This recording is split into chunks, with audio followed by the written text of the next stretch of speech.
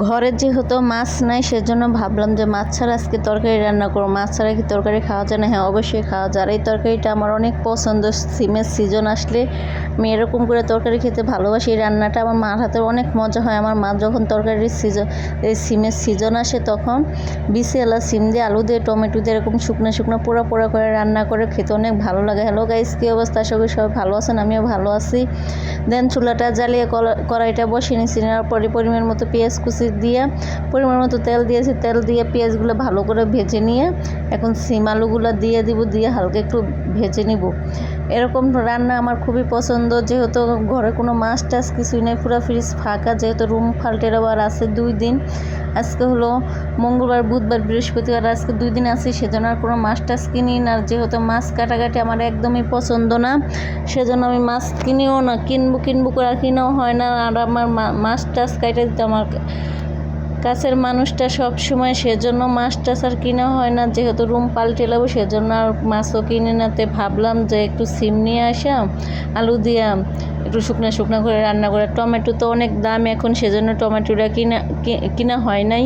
যেহেতু এখন আমার টাকার অনেক প্রয়োজন, তো বড় লোকই খাবার খেলেও হবে না। একসময় খাইছি, যে মানুষটা আমার কাছে আসলে সবই খাওয়াইছে, কিন্তু সে মানুষটা যে কীভাবে এরকম করলো আমি নিজেও ভাবতে পারি না। যখনই নামাজ পড়তে বসি তখনই এগুলো চিন্তা আসে, যে মানুষটা আমার এত কেয়ারিং করতো, সে কেন হঠাৎ করে এরকম কাজ করলো, বা কেন আজকে 1 মাস হয়ে গেছে, যে আজকে 28 তারিখ, কালকে 29 তারিখ, কালকে 1 মাস পুরো হয়ে যাবে। সে কীভাবে আমাকে ছাড়া রয়েছে, বা কীভাবে ফোনটা বন্ধ করে রাখছে, সিম চেঞ্জ করানো সিম ইউজ করতেছে। যাই হোক, এখন তরকারিটা ভালো করে কষাবো।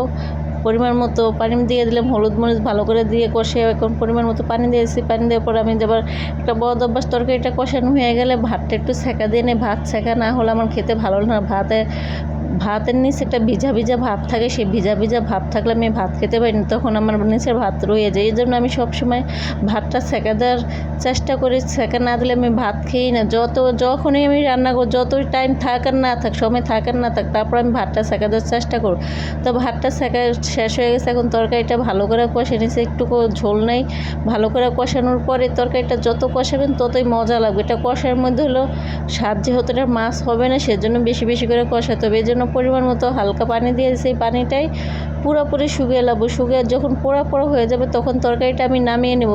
তরকারিটা যখন পুরো একটা গ্রান আসে তখন তরকারিটা এত খেতে ভালো লাগে যা বলার বাইরে। এভাবে একবার খেয়ে দেখবেন, অবশ্যই ভালো লাগবে। যেহেতু এখন সিমের অতটা সিজন নেই, সিম তো অতটা হয় না। যখন সিমের ফুল সিজন আসবে, বিসিএলা সিম দিয়ে তরকারিটা টমেটো দিয়ে পোড়া পোড়া করে রান্না করলে অনেক ভালো লাগে। এই যে দেখেন, ফাইনালি আমার রান্নাটা হয়ে গেছে, কি সুন্দর একটা গ্রান বেরিয়েছে। তো আপনারা তো বুঝতে পারবেন না, আমি বুঝতে পারতাম, যেহেতু তরকারিটা পোড়া পোড়া হয়ে গেছে সেজন্য একটা অন্যরকম স্মেল বেরিয়েছে। দেখেন রান্না শেষ হওয়ার যে একটা অভ্যাস আমার, সবসময় চুলাটা মোছার চেষ্টা করি, যেহেতু আমি পরিষ্কার পরিচ্ছন্নতা পছন্দ করি। তো এখন বেশি একটা পরিষ্কার পরিচ্ছন্নতা করা হয় না, যেহেতু কাছের মানুষটা নাই, সেজন্য মনও ভালো নেই, সেজন্য কোনো কিছুতে কাজও মন বসে না।